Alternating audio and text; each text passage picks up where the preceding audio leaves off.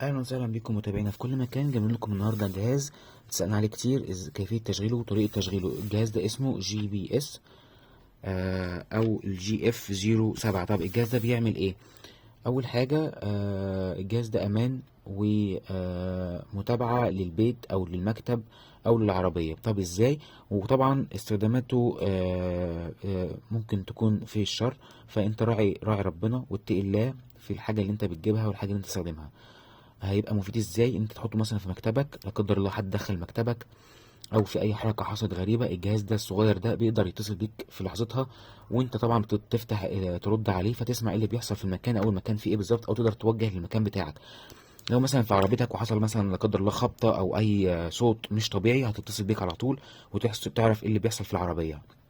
ممكن كمان انت تتصل بيها بالجهاز ده، لان هو بيتحط في شريحه بتتصل بيه في اي وقت، يفتح اوتوماتيك وتسمع ايه اللي بيدور في المكان. وممكن برضه تبعت له كود معين يرد عليك باللوكيشن بتاعه بقى موجود فين. طبعا انت ممكن تحطه لطفلك في شنطته عشان خاطر تبقى مطمن عليه في اي وقت. تقدر تحطه في عربيتك او في مكتبك او في شقتك لو انت مسافر في اي مكان، تقدر تتابعه وتقول له وتشوف ايه اللي بيحصل فيها. طيب طريقه تشغيله ازاي؟ احنا بنفتحه الغطا ده كده، طبعا احنا عشان خاطر نشحنه بنوصله بالوصله اللي هي المايكرو. هو طبعا فيه بطاريه داخليه، وهتوصله باي شاحن. انا كده هنا هوصله بباور بانك. تمام. هنشغل الباور بانك. هو مفيش اي مؤشر فيه يبين لك ان هو بيشحن، هو تصميمه كده وهو تشغيله كده، مفيش اي مؤشر يبين ان هو بيشحن. تمام. احنا كده شلنا الشاحن او شلنا الشاحن. تمام. هنركب الشريحه ازاي بقى؟ ادي ده مكان الشريحه، وهنا في مكان مايكرو، كارت مايكرو جوه. هنركب الشريحه بالطريقه دي كده، ونخلي البطح دوت او الشطف دوت لفوق. تمام. هنبدا ندخل الشريحه بالمنظر ده كده. هو بياخد المقاس الكبير، اكبر حاجه. تمام. هتلاقي لمبه حمراء نورت جوه هنا. شايفين اللمبه الحمراء اللي نورت دي كده؟ ايه، هو حس بالشريحه. طيب بنشوف، احنا عارفين الرقم ده اللي راكب ايه. بنجيب موبايل تاني ونبقى عارفين الرقم اللي موجود جوه ايه. بنبعت لي الرقم اللي جوه ده كود 3 اصفار. بنبعت له رساله. طبعا الشريحه دي لازم يكون فيها رصيد حوالي مثلا 20 جنيه، وفضل كمان يكون فيها باقه نت. بنكتب في الموبايل التاني 3 اصفار كده، وبنبعت ايه الرساله. تمام. بعتنا له الرساله اللي فيها 3 اصفار. ادي الجهاز اهو. هتلاقي اللمبه المنوره طفت. تمام. بعد ما طفت هتلاقي رد عليك برسالة انه تم الاكتفا مع الرقم ده. هي بتاخد وقت مثلا بتاع دقيقتين او 3 دقايق.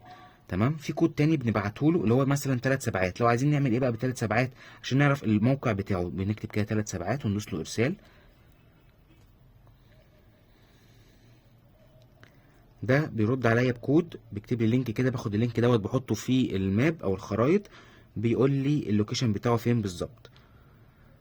طيب تالت كود بقى 3 ستات. 3 ستات دوت لو في اي حاجه حصلت في المكان او صوت حركه او حاجه، هو الجهاز بيتصل بيا ايه على طول. هنجربها برضو مع بعض كده. طبعا هي الاكواد والرد بتاع الشريحه دي بيتوقف على قوه الشبكه وسرعه الشبكه. تمام.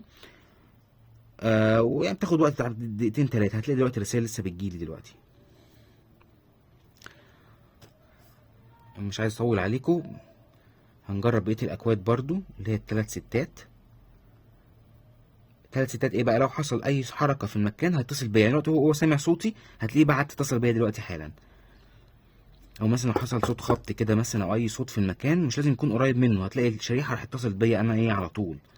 اتصلت بالرقم اللي ببعت لها الرساله اللي هي ال3 ستات او ال3 اصفار اللي اتاكتف معاها. بص اتصل بيا على طول اهو. تمام. انا طبعا مسميه امان المكتب، فهو ايه اتصل بيا. انا ايه كنسلت. تمام. طبعا هو بعت لي، هو بدا يرد عليا بالرسائل.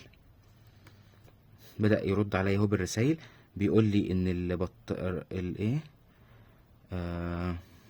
هو طبعا طول ما هو سمع صوت هيبدأ يتصل تاني برضو. ان هو سمع صوت.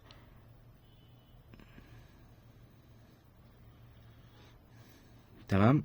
في كود كمان بقى ال3 خمسات دوت لو احنا عايزين نخليه يسجل صوت. طيب في بقى كود تاني 3 4. طبعا هبقى اكتب لكم الورقة دي في الشرح تحت. بيقول لك ايه بقى ال3 خمسات. بدأ تسجيل الصوت في الموجود في المكان. لو دخلنا 3 4 بنقفل التسجيل وبنحفظه على الكارت الميموري. تمام. بيقولك ما تشحنهاش بطريقة كبيرة، هي كفاية ساعتين.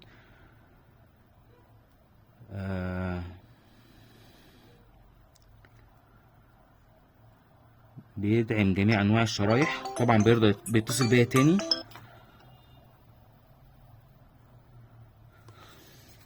عايز ابعت لكم برضه اوريكم طريقة اللوكيشن بتاعه. هو لسه برضه قاعد بيرد عليا بالرسايل.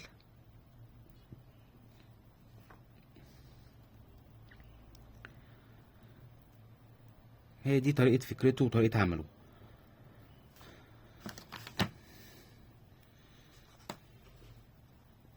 طبعا هو في بطارية داخلية بعد عمر طويل برضو متوفرة موجودة في السوق، ممكن تغيرها بكل سهولة.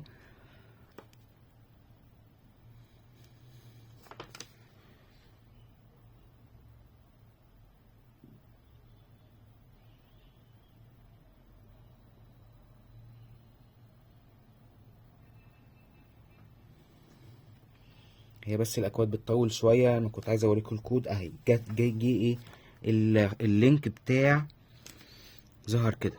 ده اللينك ده اللينك اللي ظهر لي وبيقول ان هي موجودة في الجيزة. تمام. هقوم قايله تصفح كده، هيقوم جايب لي اللوكيشن بتاعها فين بالظبط.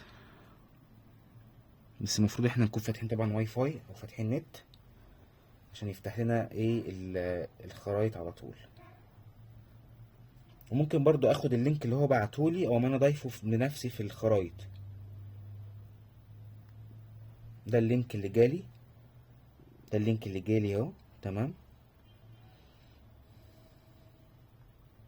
وبيقولك برضو البطارية فيها كام في المية، البطارية بتاعت الجهاز طبعا.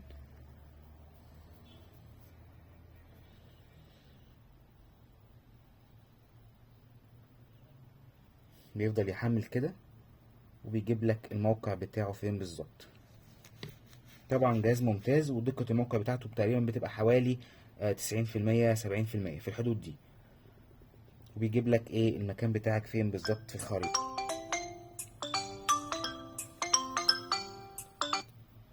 طبعا كل ما هو يسمع حركة او يسمع صوت في المكان يقوم متصل بيا على طول.